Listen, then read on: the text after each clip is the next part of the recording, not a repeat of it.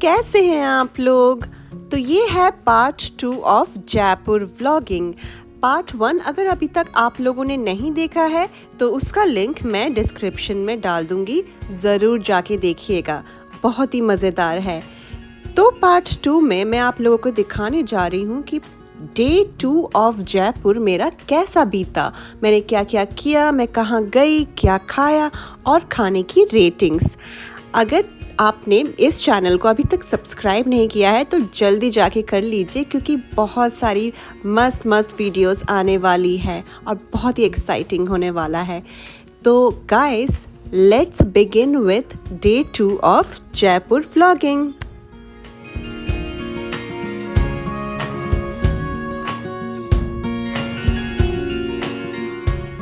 तो जयपुर के दूसरे दिन हम लोग सुबह सुबह उठ के नहा धो के रेडी होके सबसे पहले गए ब्रेकफास्ट करने। जी हाँ, ब्रेकफास्ट कॉम्प्लीमेंट्री था हमारे होटल के पैकेज के साथ। तो हमें मिला था दूध कॉर्नफ्लेक्स, बनानास, नमकीन सेवई, आलू की सब्जी, प्लेन पराठा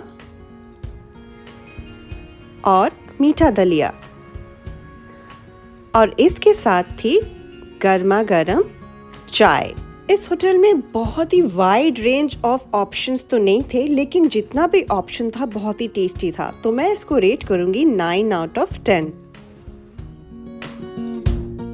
तो हमने अपने दिन की शुरुआत करी न्यू राजस्थानी नेशनल हैंडलूम के साथ, जो एक फैक्ट्री आउटलेट है और इसको महारानी की दुकान भी कहा जाता है।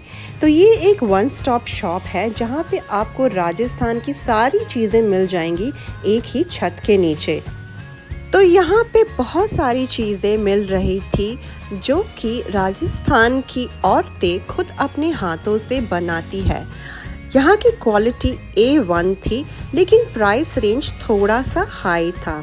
अब अच्छी क्वालिटी के लिए आप हाई प्राइस तो दे ही सकते हैं। यहाँ पे हमें मिल जाती थी जयपुरी रज़ाई, जूतियाँ, अलग अलग show pieces, in fact gem stones भी यहाँ पे इजीली अवेलेबल थे। तो आप एंजॉय कीजिए कुछ सिनेमैटिक्स यहाँ की चीज़ों का। तो जयपुर में मैंने जो जो शॉपिंग करी उसका मैं एक अलग से हॉल वीडियो बनाऊंगी आप लोगों के लिए, ताकि आप लोगों को आइडिया मिल जाए कि मैंने कौन सी चीज़ किस प्राइस मिली और किस क्वालिटी में मुझे मिली। तो हमारा अगला डेस्टिनेशन था बापू बाजार, जो जयपुर का सबसे बड़ा मार्केट है। मार्केटिंग करने से पहले हमने थोड़ी की पेट पूजा। तो हमने लिया था सेव पूरी, जो कि बहुत ही ज़्यादा टेस्टी बना था। तो आइए देखिए कि कैसे बनाया है भैया ने सेव पूरी। सेव पूरी एक ऐसा डिश है जो हर जगह मिल जाता है, लेकिन मुंबई में ये सबसे ज़्यादा फेमस होता है। तो मैंने पहली बार इसको जयपुर में ट्राई किया। मुझे ये इतना ज़्यादा टेस्टी लगा कि जिस दिन मैं जयपुर से वापस दिल्ली जा रही थी, मैं वापस बापू बाज़ार आई सिर्फ और सिर्फ सेव पूरी खाने। अब तक तो आप समझ ही गए होंगे कि मैंने इस सेव पूरी को कितना रेट किया होगा। जी हाँ, 10 आउट ऑफ 10।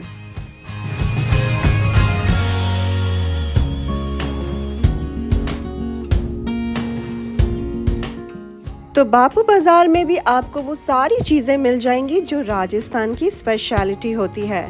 तो हमने यहाँ भी खूब शॉपिंग करी। आइए मैं आपको दिखाती हूँ थोड़ा सा झलक, बाकी मैं कवर करूँगी अपने हॉल वीडियो में। तो हम आए एक चूड़ियों की दुकान में, जहाँ पे बहुत ही वाइड रेंज की चूड़ियाँ अवेलेबल थी, चाहे वो डेली वेयर हो या ओकेजन वेयर। अलग अलग कलर्स और अलग अलग डिज़ाइन की यहाँ पे चूड़ियाँ अवेलेबल थी।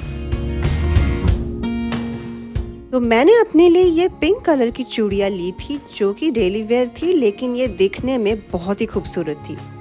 उसके बाद मेरी नज़र पड़ी इस अमरूद की ठेली पे, और मैंने अमरूद खाए इस लाल रंग के मसाले के साथ। फिर मैं इस जूती की शॉप में गई।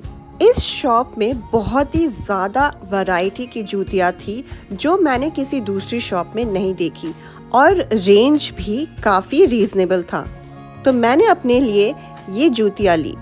शॉपिंग करते करते हमारा सारा दिन बापू बाज़ार में निकल गया और कब शाम हो गई हमें पता ही नहीं चला। तो जैसे कि मैंने आपको कहा है कि मैं आपको एक अपना अलग से हॉल वीडियो बताऊंगी, जहां पे मैं सारे रेट्स और सारी आइटम्स जो मैंने जयपुर से ख़रीदे हैं वो आप लोगों को दिखाऊंगी।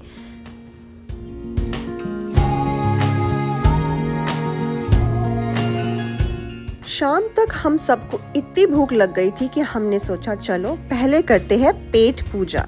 तो मैंने जयपुर की स्पेशलिटी ऑर्डर करी। Any guesses? जी हाँ, लाल मांस। और उसके साथ मैंने ऑर्डर किया गार्लिक नान। ये खाने में इतना टेस्टी था कि इसको भी मैं रेट करूंगी 10 आउट ऑफ 10। इसके बाद हम लोग गए हवा महल देखने। हवा महल पहुंचते पहुंचते हमें काफ़ी लेट हो गया था, तो अंदर हम लोग नहीं देख पाए, लेकिन बाहर से ही हमने इस खूबसूरत महल के दर्शन किए।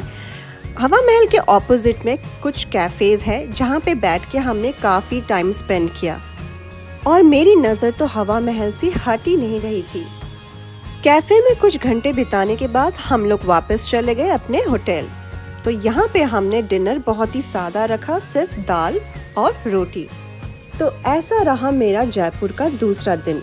और अब आप मेरे पार्ट 3 ऑफ जयपुर व्लॉगिंग का इंतज़ार कीजिए और ज़्यादा से ज़्यादा मेरे व्लॉग्स को लाइक और शेयर कीजिए। चलिए दोस्तों, मैं अब आपसे मिलती हूँ अपने अगले व्लॉग के साथ। तब तक के लिए बाय बाय।